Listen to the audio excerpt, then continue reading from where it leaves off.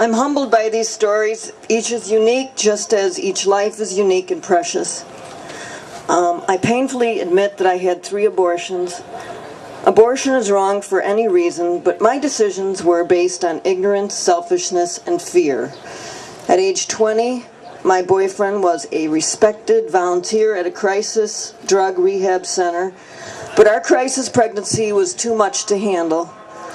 This mistake, as we called it, needed to be addressed quickly. It was a horrible and painful experience, mostly blocked from my memory. One bad decision led to another, and within the year I became pregnant again. I despise myself and my boyfriend for making 2 stupid mistakes, and our relationship ended. I asked no questions about the life in my womb, and in my ignorance, I used abortion as birth control, and I used sex as recreation. I felt cheap and worthless.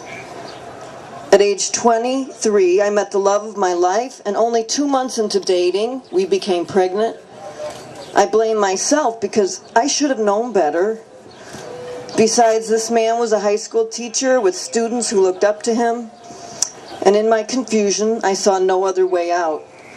I announced my decision and scheduled an abortion. The Albany Abortion Clinic in Chicago was busier than ever before. The nurse warned me to avoid the protesters by the entrance, and little did I realize that one day I'd be praying outside that clinic. As I waited to have my 3rd abortion, I looked at all the sad women sitting with me, and in my horror, I realized we shared this awful experience, but we were like shadows, unable to reach out to each other, and in our shame, we couldn't even look in each other's eyes. I am silent no more in order to tell you that the light shines again for me and for my husband.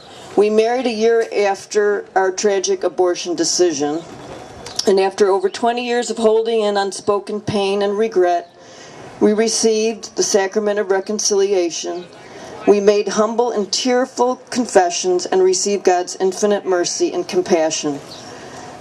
This has saved our marriage and brought us closer to Jesus and our Blessed Mother. Our Catholic faith keeps us forever growing and alive. I advocate chastity education for my children and for all young people. During the most difficult and challenging moments of our lives, we must trust in God's providence. Women deserve better than abortion. For those facing abortion, pain, and regret, healing is available. Jesus calls you, like me, to have courage and be silent no more. Hey, hey.